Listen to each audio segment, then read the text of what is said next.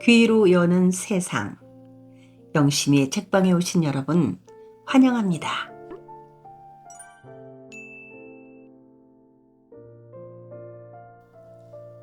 오늘 우리는 문순태 작가님의 도리화가 7편을 함께합니다.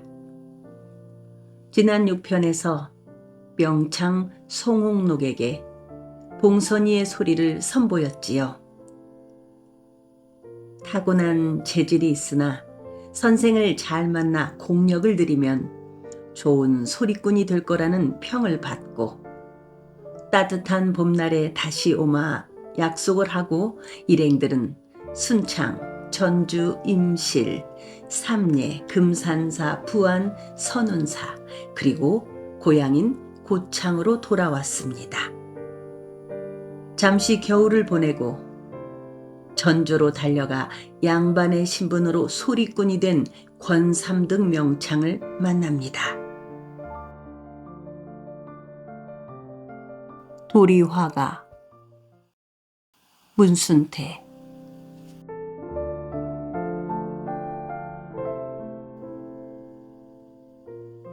권삼득은 빙긋이 웃고만 있었다. 신재요가 들은 권삼득의 소리는 매우 격렬하고도 청고했다. 권삼득은 자신의 그와 같은 소리의 대몽을 설렁제, 드렁조, 권마성이라고도 하였다. 그것은 신분이 귀한 자리에 있는 사람이 행차할 때 말이나 가마 앞에서 하인들이 가늘고 긴 소리로 부르는 일종의 신호소리로 매우 혹이 있는 인상을 주었다. 선생님이 설렁제에 출중하신 것은 역시 선생님의 출신이 양반인 탓이라고 생각하옵니다. 양반 출신의 광대를 비갑이라고 하였다.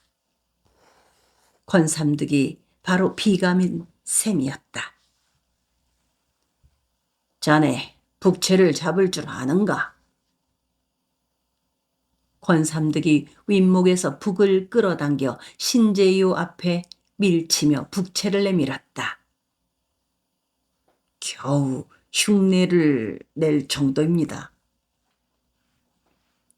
그동안 신재요는 충소장이 국노인한테서 북치는 법을 대충 배웠다. 모암서원에서 쫓겨나온 후 4년 동안 떠돌음하는 사이 충소며 북, 장고, 검은고를 가까이 하여 얼마만큼은 장단과 음률을 익혔다. 오늘 밤 자네를 위해서 제비 후리는 대목을 다시 한번 뽑을 테니 응고를 하게나. 권삼득의 재촉에 마지못해 북채를 잡아든 신재효는 한동안 잠자코 앉아있기만 하였다. 북채를 쥔 오른손이 자꾸만 떨렸다. 소리는 젊어도 명창이 나지만 고수는 젊은 명고가 없다는 말을 잘 알고 있는 신재효로서는 감히 명창 권삼득의 소리에 응고를 할 만큼 배짱이 두둑하지 못한 것이었다. 이 사람아, 못하고 있는가? 권삼득이가 나무라는 소리에 신재효는 미처 숨을 가다듬을 여유도 없이 북채를 쳐들고 딱 소리가 나게 북통을 내리쳤다. 제비를 후리러 나간다. 복희씨 맺힌 그물을 에우리쳐 들어매고 망당산으로 나간다. 저 제비야, 백운을 박차고 흑운을 무릅쓰고 내 어디로 가느냐? 가지 마라, 가지 마라. 그 집을 찾아가지 마라. 그 집을 지을 때 천하일에 상량을 얹어 화기 충천하면 옛 주인이 위태하니 그 집을 찾아가지 말고 좋은 내 집을 찾아들어 보물박시 물어다가 천하 부자 되어보자. 허허, 저 제비. 권삼득은 중중머리가락으로 소리를 뽑았다. 그는 새마치 장단을 조금도 틀림없이 불러댔다. 신재유는 전주에 머물면서 다음 날도 그 다음 날도 권삼득을 찾아갔다. 권삼득은 신재유가 찾아갈 때마다 소리를 들려주었다. 그는 된목, 드는목, 촐랑목의 장단을 마음대로 구사하였다. 신재유의 마음을 사로잡은 대목은 춘향가에서 군노 사령이 서로 부르며 춘향을 잡으러 나가는 대목과 심청가에서 남경 선인들이 낭자를 사러 외치며 나가는 대목과 수군가에서 벌떡게 용왕에게 장담을 하며 호기 있게 나오는 대목이며 적벽가에서 씩씩한 군사가 여러 군사들을 꾸짖으며 나오는 대목 등이었다. 신재유는 권삼득에게 중고제니 반두름제니 부침세 등이니 하는 판소리 창법의 기교에 대하여 이야기를 들었다. 그리고 발성법의 양성과 음성, 청구성과 득음한 목, 발성에서 절대로 기피해야 한다는 노랑목, 함성, 전성, 비성 등 4가지 피해야 할 것에 대한 이야기도 들을 수 있었다. 노랑목은 육자배기 발성법에서 흔히 들을 수 있는 풀린 소리를 말하며 함성이란 소리가 입안에서만 울리고 입 밖으로 분명하게 튀어나가지 못하는 소리이고 전성이라는 것은 발발 떠는 소리이며 비성이란 소리를 목에서 입 밖으로 바로 내보내지 않고 코를 거쳐 내보내는 콧소리를 말한다고 하였다. 또한 발성의 기초는 미는 목과 양성과 당기는 목의 음성이며 목에 변화를 주지 않는 통성으로 소리를 뽑아내는 것을 원칙으로 하나 선천적으로 성량을 잘 타고나지 않은 사람은 세성, 가성 또는 속목이나 깎아서 곱게 다듬은 깎는 목으로 득음을 할 수도 있다고 말했다. 듣기에 빡빡하고 탁한 성음인 덕목이나 소리를 밀어서 내는 양성을 가진 사람은 명창으로 대성할 수가 없다네. 권삼득이 말했다. 그렇다면 명창이 되려면 어떤 소리를 타고나야 합니까? 그야 수리성이지. 수리성이란 무엇을 말합니까? 가장 좋은 천구성이란 목이 약간 쉰 듯한 수리성을 말하지. 허나 예로부터 이런 천구성을 타고난 사람은 목만을 믿고 소리 공부를 제대로 하지 않아서 명창이 된 예는 드물고 오히려 평범한 소리를 타고난 사람이 열심히 목을 갈고 닦아서 득음을 한 경우가 많은 것을 알아야 하네. 그러면서 권삼득은 명창이 되는 기초로는 어금니 근처를 울려서 내는 아구성이나 이빨 사이로 소리를 내보내는 치성, 혀를 굴려서 내는 설음, 입술을 둥글게 하여 내보내는 순음에 대해서 철저히 훈련을 쌓아야 하며 드는 목, 찌르는 목, 채는 목, 휘는 목, 감는 목, 방울목 외에도 기지개를 켜듯이 소리를 만들어내는 기지개목, 연비여천이라는 이름의 소리개목, 들어서 휘는 무지개목이나 추천목 등의 장식음까지도 낼 수 있어야 명창으로 득음을 했다고 하였다. 소인이 생각키로는 득음도 중요하지만 사설도 잘해야 한다고 믿고 있습니다. 소인이 이름 없는 여러 소리 광제들의 소리를 들어본 바 사설이 이치에 맞지 않거나 뜻도 모르고 무턱대고 잘못 불려지고 있는 대목이 많았습니다. 그것은 소리광대가 선생한테 입을 통해서만 배워왔기 때문일세. 창본이 없이 오랫동안 구심전수해온 탓이여. 춘향가 중에서 천지우렁 장마물속인디 하는 대목에서 천지우렁 장마물속은 천지위낭 장만물이 잘못인데도 많은 소리꾼들이 잘못 부르고 있습니다. 자네 말이 옳으이. 명창으로 득음을 하는 것도 중요하지만 학식 있는 문사가 제대로 된 창본을 정리하는 것도 값 있는 일일게야.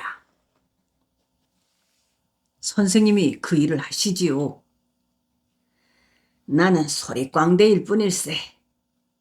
소리광대는 광대로 끝나야지 어찌 두 가지 일을 할 수 있겠는가.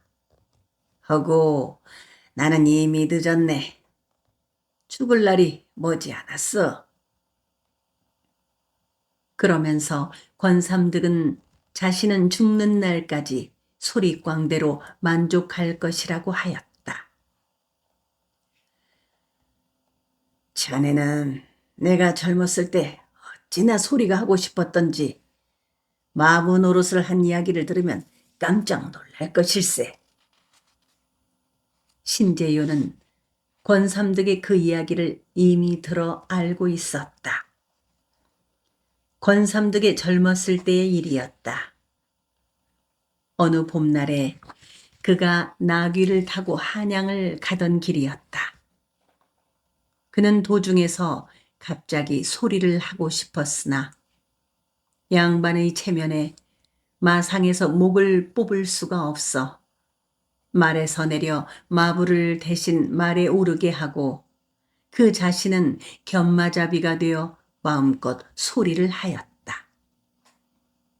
그러다가 종당에는 소리를 하고 싶을 때는 말을 탄 채 합죽선으로 얼굴을 가리고 들판이 떠나가도록 한바탕 소리를 뽑곤 하였다.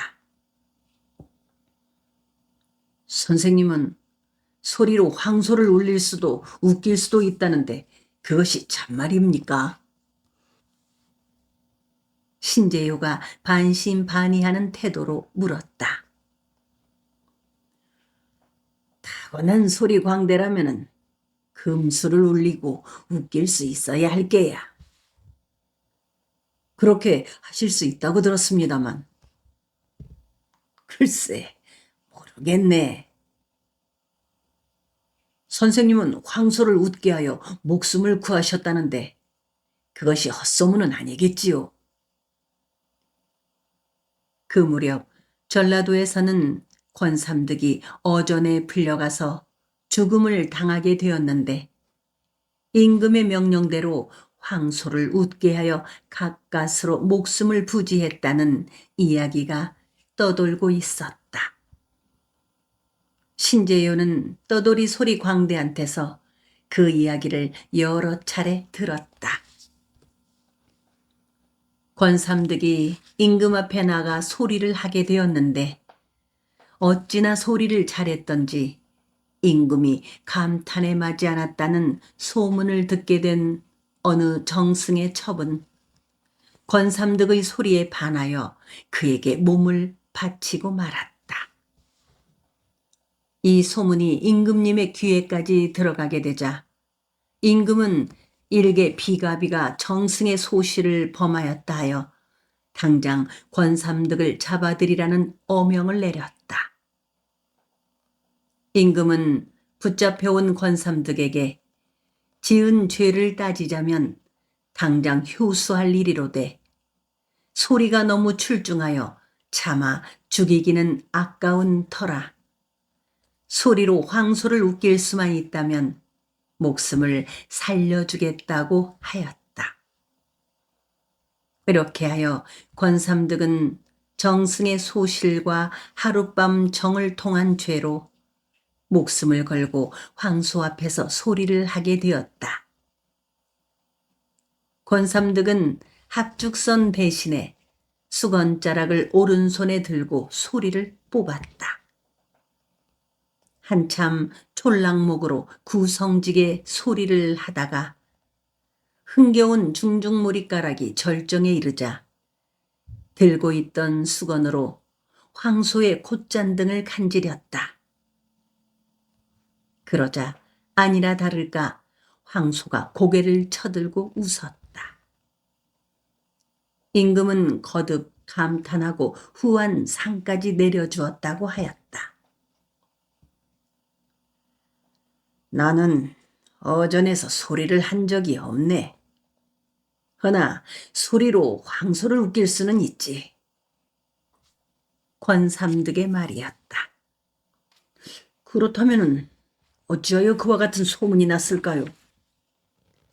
나도 모를 일일세. 사람들은 내가 새 타령을 부르면 근방의 숲속에서 새가 날아든다고들 하지. 그것도 다 헛소문일세.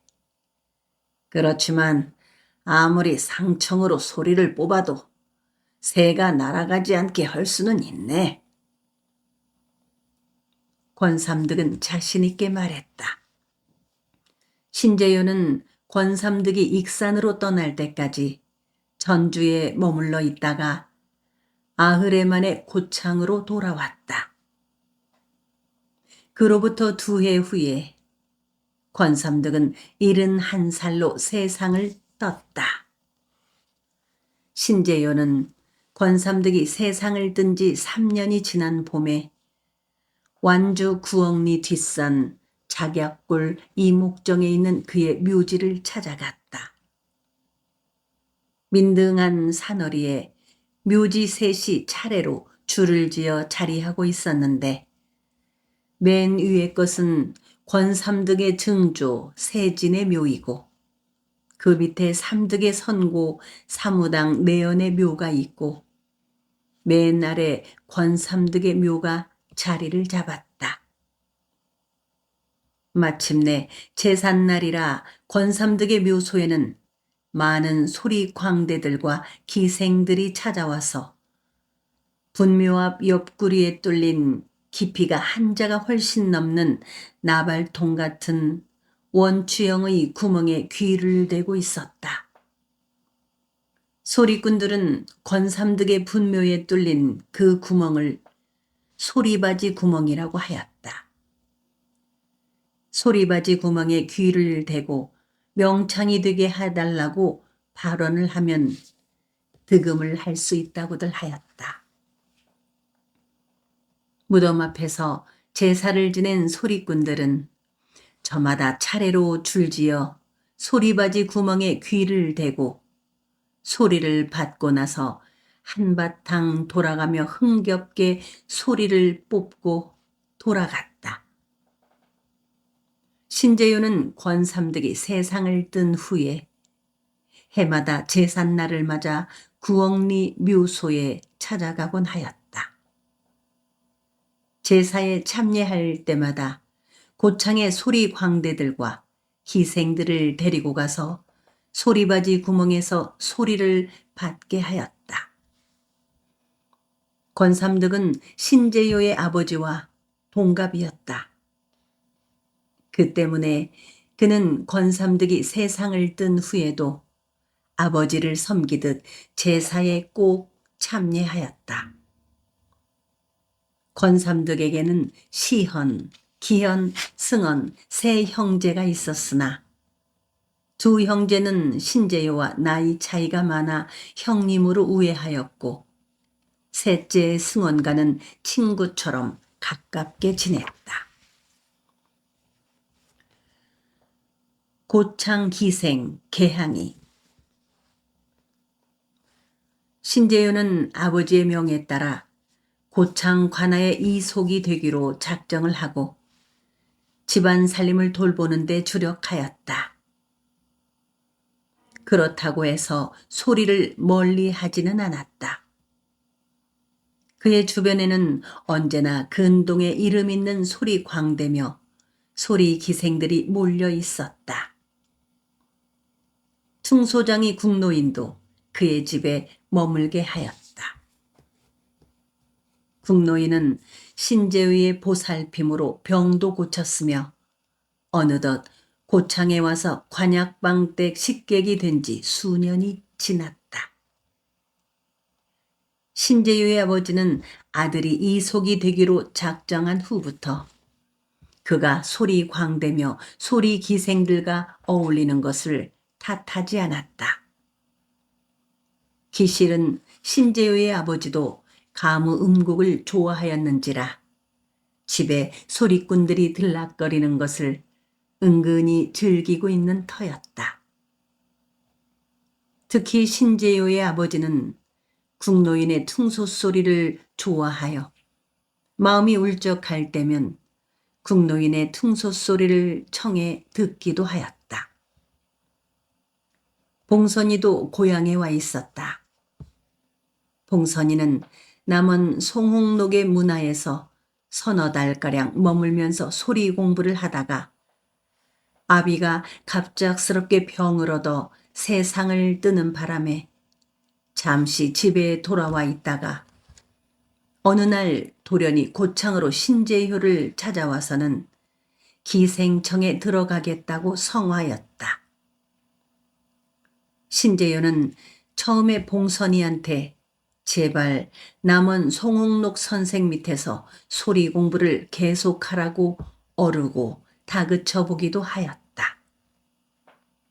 그러나 봉선이는 기생청 소리 선생한테서 바탕 소리부터 배우고 싶다고 떼를 쓰다시피 하여 하는 수 없이 고창 기생청에 들어가게 하였다.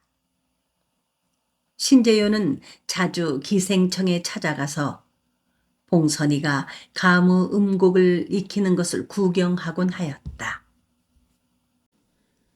봉선이가 고창 기생청에 동기로 들어온 지도 어느덧 2년이 훌쩍 지나갔다. 이제 봉선이의 나이 15이 되었다. 어느 날 기생청의 기생어멈이 신재효를 찾아왔다. 개양이 일로 찾아왔구만요. 기생어멈은 신재효의 눈치를 살피며 조심스럽게 입을 열었다. 개양은 봉선이의 기명이다. 신재효는 봉선이한테 기왕에 기생이 되겠다면 부안의 명기 개생이의 향기를 이어받도록 하라고 개생의 개수나무 개자와 향기 향자를 따서 기명을 지어주었던 것이다. 왜? 개양이한테 무슨 일이 생기기라도 했단 말인가? 일이 생겼다기보담도 그 아이의 나이 15이 되었고 가무음곡이며 기생의 법도를 그만큼 익혔기에 신재효는 기생어멈이 자신을 찾아온 연유를 짐작할 수가 있었다. 그렇다면 누구 적당한 사람이라도 생겼단 말인가? 예, 무장 허추시 어른께서 개향을 한번 보시더니 당장 머리를 얹어주겠다고. 무장 허추시라면 나이가 너무 많지 않은가? 재작년에 환갑을 맞았었지요. 나이가 너무 많네. 신재효는 단호한 어조로 말했다. 하오나 아직 근력이 좋으십니다요. 그리고 무장 허초씨 집안이라면 그래도 명문이 아닙니까? 그 양반이야 초시에 그쳤지만 부치는 진사에다가 조부는 고창 현감을 지내지 않으셨는가요? 허초씨가 한번 점을 찍었다 하면 아무도 못 말립니다요. 신재효는 기생 어머무의 말에 미간을 찌푸리며 눈을 감았다. 기생 어멈의 말대로 무장 허초 씨가 봉선이의 머리를 얹어주겠다고 한다면 아무도 말릴 수가 없는 노릇이었다. 계양이의 의향은 어떻던가?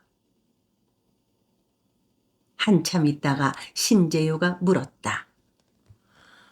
그 아이의 의향이야. 어르신네만 승낙을 해주신다면야. 나이가 너무 많으이. 신재효는 끝내 흔쾌한 기분이 아니었다. 자기 힘으로 할 수만 있다면 어떤 일이 있어도 말리고 싶었다. 나이 많은 것이 되려 복이 될 수도 있답니다요. 무슨 뜻인가? 허초 씨가 죽기라도 한다면 계양이한테는 또 한 번의 기회가 오는 것이 아니겠는지요. 신재효는 기생 어멈의 말뜻을 알아차릴 수가 있었다. 그리고 그는 엉뚱한 생각을 하고 있는 기생 어멈에 대해서 마음속으로 계양이를 그녀한테 맡긴 것이 후회스럽기까지 하였다. 그날 신재효는 기생 어멈한테 계양의 머리 얹는 일에 대해서 확실한 이야기를 해주지 않았다. 그로서는 무장 허초 씨가 맞듣지 않았기 때문이다. 아무튼 신재효는 기생 어멈이 계양이 일로 다녀간 후 며칠 동안 기분이 울적했다. 계양의 일을 국노인과 상의해 보았으나 국노인도 신재효와 같은 생각을 하고 있었다. 어차피 계양이 머리를 얹어줄 사람이라면 장차 그 아이가 소리꾼이 되도록 후원을 해줄 수 있어야 하는 건디. 이를테면. 국노인은 그러면서 한사코 신재효의 눈치를 살피면서 말끝을 흐렸다. 신재효는 국노인이 어떤 마음으로 그런 말을 하고 있다는 것을 알면서도 짐짓 모른 척하였다.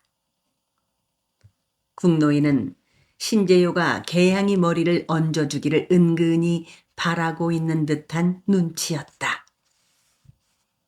그러나 신재효는 한 번도 그런 욕심을 품어보지 않았거니와 그럴 수도 없다고 생각했다. 며칠 후에 기생 어멈이 다시 신재효를 찾아와서는 계양이를 한번 만나달라고 간청하다시피 하였다. 계양이한테 무장 허초시 이야기를 했더니 어르신네와 상의를 했느냐고 묻더만요. 그래서 그랬다고 했었지요. 그랬더니 말없이 눈물만 흘리더만요. 그때부터 물 한 모금도 마시지 않고 누워있기만 하는구만요. 아이고, 죽기로 작정을 한 아이 같다니까요. 그래서 어쩔 셈인가? 다른 동기들도 머리를 얹을 때 자기들 마음에 맞지 않는 사람일 경우에는 그래 조금은 투정을 부리는디. 계양이는 주별나는구만요. 이대로 내뒀다가는 죽게 되진 않을까 걱정이 돼서 오늘 아침에 살살 얼러봤는디 어르신네를 한번 뵙고 싶다고 하더만요. 그 아이가 나를 만나고 싶다고. 아이고, 어르신께서 한번 만나서 잘 좀 달래주셔요. 어떻게 말인가? 허초 씨가 머리를 얹어준다면 허초 씨 살아생전은 호강할 거 아닙니까요? 그 아이를 이대로 두었다가 몸이 상할 것 같으니 당장 만나서 그 아이 마음을 도닥거려 보겠나마는 큰 기대는 하지 말게. 신재윤은 다음날 기생청으로 찾아가 개양이를 만났다. 얼굴이 반쪽이 된 데다 몸을 가누고 제대로 일어설 수 없을 정도로 기력이 쇠진해 있는 개양은 신재효를 보는 순간 고개를 깊숙이 숙이고 소리 없이 흐느껴 울기 시작했다. 개양은 좀처럼 울음을 그치지 않았다. 개양아, 내 마음을 안다. 그만 울음을 그치거라. 신재효는 개양을 옆에 앉히고 부드러운 말로 타일러 보았다. 그러나 개양의 눈에서는 눈물이 그치지 않고 흘렀다. 개양아, 내가 기생청에 들어온 것은 내 마음에 드는 지아비를 만나기 위해서가 아니지 않느냐. 내가 기생청에 들어온 이상 나이가 찼으니 앞으로 너를 보살필 사람이 필요하게 되었단다. 너는 그 사람의 도움을 받아서 소리 공부를 계속하는 것이 좋을 것 같구나. 그러니 서러운 마음일랑 새기지 말아야 하느니라. 허초시열은 나이가 좀 많아서 그렇지. 이 근동에서는 명문이고 재산도 그만하면 넉넉한 집안이다. 신재효는 개양에게 다른 말을 할 수가 없었다. 더 좋은 방도가 있다면 또 모르거니와 그렇지 않은 바에야 개양의 마음을 그렇게 달리 다독거려 줄 말이 없었던 것이다. 개양은 소리 없이 흐느끼고만 있었다. 그런 개양을 본 신재효의 가슴이 찢어지는 듯하였다. 지는 처음에 기생청에 들어올 땐부터 작정한 것이 있구만요.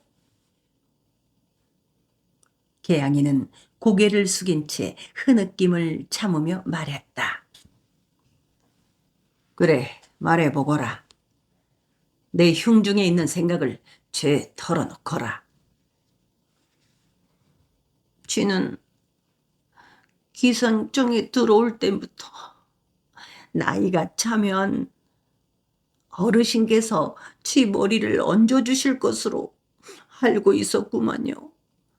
그런데 이제 와서 청정병력 같은 일이. 개양이는 다시 흐느끼면서 겨우 말을 이었다. 신재효는 개양이의 희고 보드라운 손을 살며시 잡았다. 그리고 한동안 할 말을 잃은 채 우두커니 앉아있기만 하였다.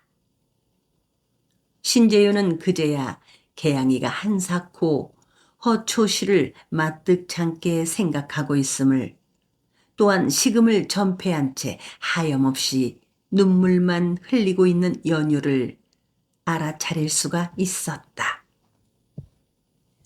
그 같은 개양이의 마음을 안 신재효의 심정은 괴로웠으며 개양이가 더욱 가련하게 여겨졌다. 그거는 개양이 내가 잘못 생각한 게요. 나는 너를 처음부터 친동기처럼 생각해왔다. 세상 인륜이 아무리 땅에 떨어졌다고 해도 어찌 오라비가 누이의 머리를 얹을 수 있단 말이냐. 나는 그런 생각 한 번도 해보지 않았다. 내가 그런 생각을 한다면 이제부터라도 마음을 고쳐먹어야 한다. 신재효는 개양을 나무람하듯 단호하게 말했다. 그러자 개양은 다시 소리내어 울기 시작했다. 어르신네, 바라옵건대 지를 거두어 주시어요. 지를 소리 공부할 수 있게 해주신 것도, 기생청에 넣어주신 것도 개양이라는 기명을 지어주신 것도 어르신네가 아니옵니까? 어르신네를 평생 하늘처럼 받들어 모시겠사오니 부디 소원을 들어주시오요. 개양은 울음 섞인 목소리로 간절하게 말했다. 개양이는 고개를 들어 눈물이 가득 찬 눈으로 신재요를 한참 동안이나 바라보았다. 신재요는 개양의 눈빛에서 처절하리만큼 간절한 애원을 읽을 수가 있었다. 개양의 그 간절한 눈빛은 신재요의 심장까지 꿰뚫고 휘젓는 듯 싶었다. 안 될 일이다. 거듭 말한다만 너는 나를 친오라비로 생각하거라. 지아비는 마음이 엇갈리면 돌아설 수도 있는 일이지만 동기가는 죽은 후에라도 등을 돌리는 일이 없지 않느냐. 개양이 내가 나를 친오라비로 생각하고 언제까지나 헤어지고 싶지 않다면 내 생각을 고쳐먹고 허초시 어른을 흔쾌히 받아들여라. 신재효는 그렇게 말하고 개양의 손을 뿌리치듯 일어서서 밖으로 나와버렸다. 그는 오랫동안 기생청 대문 앞에 서 있었다. 개양의 목소리가 윙윙거리면서 머릿속이 어지러웠다.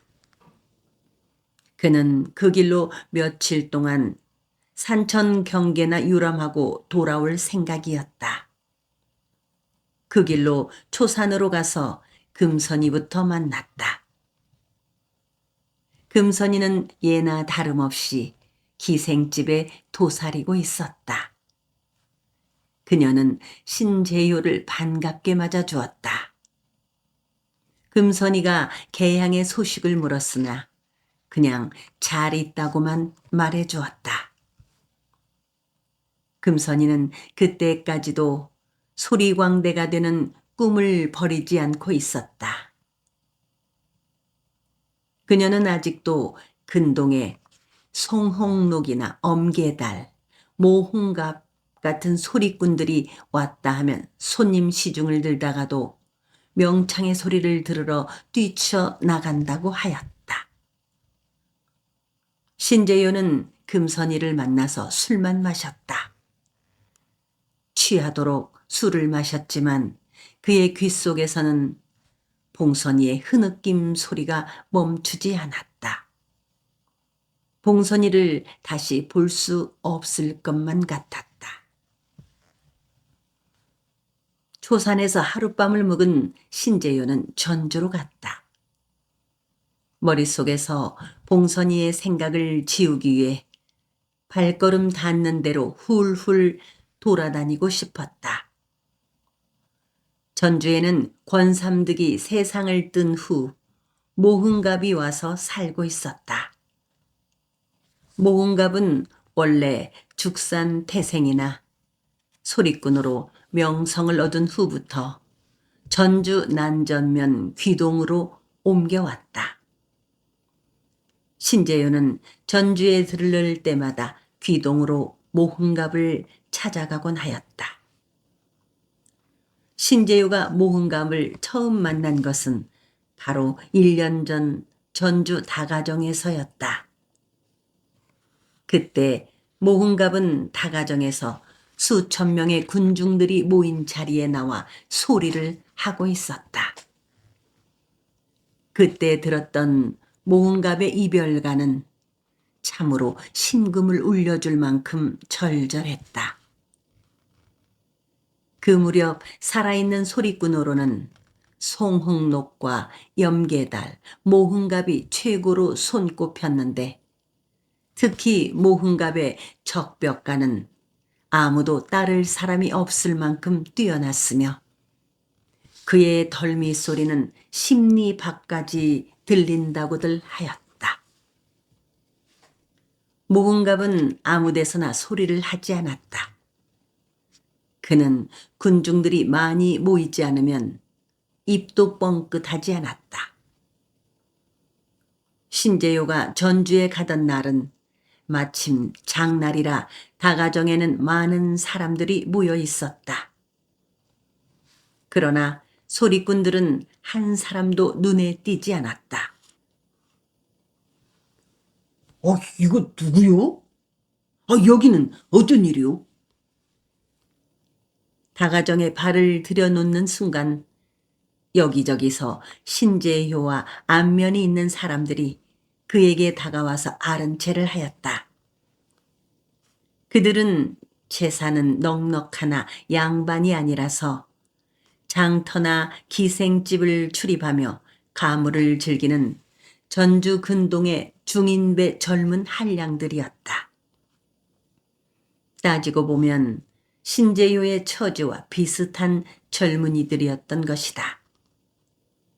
그리고 신재효처럼 소리를 좋아하여 소리꾼들이 나타났다 하면 시간과 장소를 가리지 않고 찾아다닌 터로 이제는 무릎장단에 추임새를 곁들일 만큼 귀명창이 다 되어 있었다. 오늘은 소리꾼들이 보이지 않는디 어찌 된 일이오? 신재효가 다가정의 주변을 둘러보며 누구애랄 것도 없이 애매하게 눈길을 돌리며 물었다. 아이고, 오늘이 관찰사 날이에 붙인 생신이라 잔치에 부름을 받았답니다. 아, 그렇구만. 그래서 아무도 보이지 않는구만. 신재효는 적이 실망하였다. 다가정에 모인 사람들은 소리꾼들이 나타나지 않을 것이라는 사실을 알고 있으면서도 발길을 돌리지 않았다. 그들의 이야기는 모두 소리꾼들에 대한 것들이었다. 어디에 가면 어떤 소리꾼이 있고 어느 기생집에 가면 어떤 기생이 소리를 잘하고 못한다는 이야기를 주고받으며 시간 가는 줄도 몰랐다. 신재효도 그 사람들과 어울려 이야기를 주고받았다. 그들 중에는 제법 소리꾼의 흉내를 내는 사람도 있었고 춘향가나 심청가 한 대목을 구성지게 뽑을 만큼 소리를 잘하는 한량들도 있었다. 그리고 고창 신재효의 사랑에서 며칠 동안 식객 노릇을 하며 소리판을 버리고 간 사람도 여럿 있었다. 이제는 모흥갑이 오기는 틀렸으니 아두가 대신 한가락 뽑아보채 그리여. 누구인가 군중들을 둘러보며 큰 소리로 말했고 여기저기서 그 말에 동조하는 목소리들이 튕겨나왔다. 언제나 다가정에서는 명창이 나타나지 않더라도 소리를 좋아하는 사람들 중에서 망설이지 않고 군중들을 위해서 한가락 뽑아 올리는 이름 없는 소리꾼들이 있게 마련이었다. 그들 중에는 바탕 소리를 익힌 제주꾼들도 많았다. 아따, 내가 한가락 뽑을라요. 누구인가 정자마루로 올라서며 말하자 군중들의 박수가 쏟아졌다. 신재효가 처음 본 사람이었다. 나는 주덕기라 합니다. 창평에서 나서 시방은 전주에 기거하고 있소이다. 원래는 북을 좋아했는데 소리꾼들의 노래를 듣다 보니 흉내를 조금 낼 수 있을 뿐이요. 두루마기 차림에 작달막하고 야무지게 생긴 젊은이였다. 그는 자기소개를 간단히 하고는 적벽가 한 대목을 뽑았다.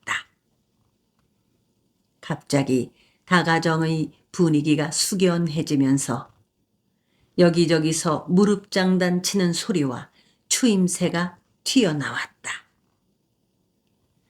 그의 적벽가는 들을만 하였다. 특히 적벽가 중에서 더늠에 활 쏘는 대목은 명창들에 못지않을 만큼 출중한 데가 있었다. 적벽가 한 대목이 끝나자 우레와 같은 박수가 터졌다. 그가 정자에서 내려오자 다음에는 나이가 지긋한 사내가 올라가더니 걸걸한 목소리로 수군가 중에서 토끼 배 가르는 대목을 불렀다. 신재윤은 나이 지긋한 남자가 소리를 하는 동안 그의 주변에 있던 한량들과 함께 방금 적벽가를 부르고 내려온 주덕기라는 사람한테로 다가갔다. 나 고창사는 신재유라고 합니다.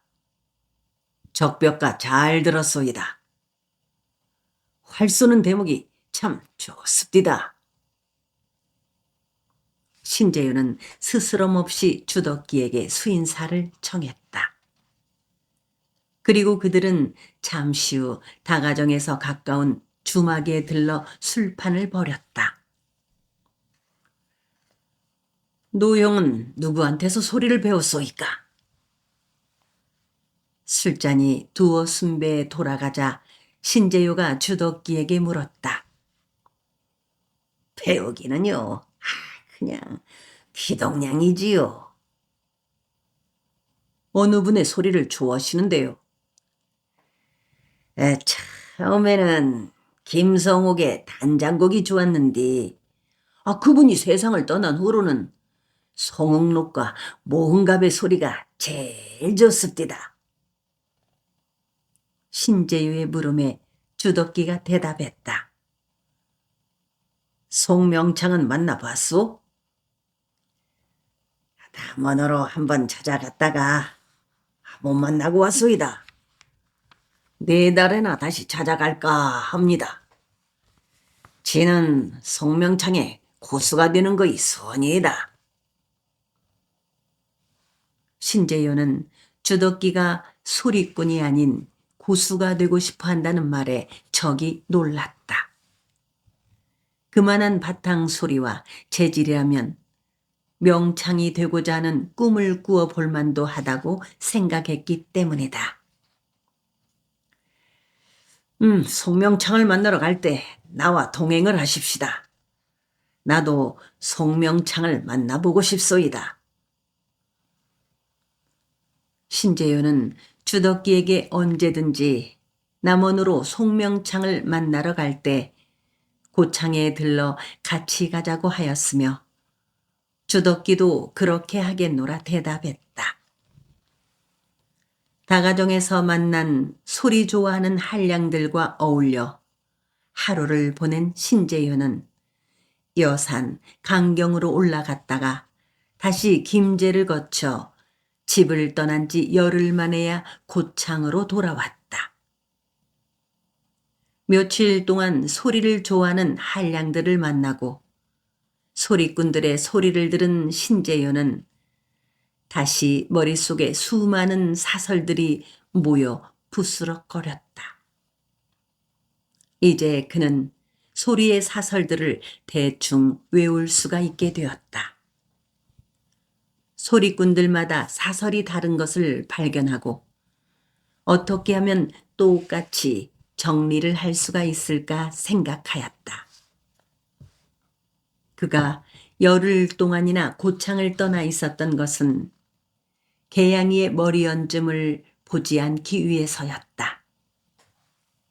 그런데 그가 고창에 돌아와 보니 뜻밖의 일이 벌어져 있었다. 아니, 개양이는 어디 있소? 그 아이와 함께 돌아온 것은 아니지요. 신재호가 집에 돌아오자 그를 초조하게 기다리고 있었던 것처럼 보이는 국노인이 다짜고짜 그렇게 물었다. 신재호는 어안이 벙벙하여 할 말을 잃었다. 영감님, 무슨 말이요? 개양이가 어디 있다니요? 아무래도 심상치 않은 일이 생겼음을 짐작한 신재효가 되물었다. 아니 그러면 개양이하고 함께 간 것이 아니란 말씀이요? 국노인의 다그치는 듯한 물음에 신재유는 실소를 머금을 수밖에 없었다. 개양이가 없어졌답니다요. 없어지다니요? 글쎄 종적을 감추었다니까요. 종적을 감추다니요? 허초 씨가 머리를 얹었답니까? 종적을 감췄는데 누구 머리를 얹는단 말이오? 그렇다면 온통 난리가 났구먼요. 그러니까 내가 개양이를 데리고 떠났다고? 그렇게 소문이 났지요. 나도 그렇게 생각할 수밖에. 이런. 신재현은 뒤통수를 호되게 얻어맞은 기분이었다. 헛소문이 두려운 것이 아니고 개양이의 앞날이 걱정되었다. 남원의 송명창 밑에서 소리 공부를 계속했더라면 이런 일은 없었을 터인데. 국노인은 밭은 기침을 계속하며 혼잣말로 한탄하였다. 나는 아니오. 나는 지금쯤 개양이가 허초시 품에 안겨 있거니 하고 돌아왔는디. 신재효는 그 길로 기생청으로 향했다. 먼저 기생청에 가서 자신은 개양이가 종적을 감춘 일과는 무관하다는 것부터 밝혀야만 했다.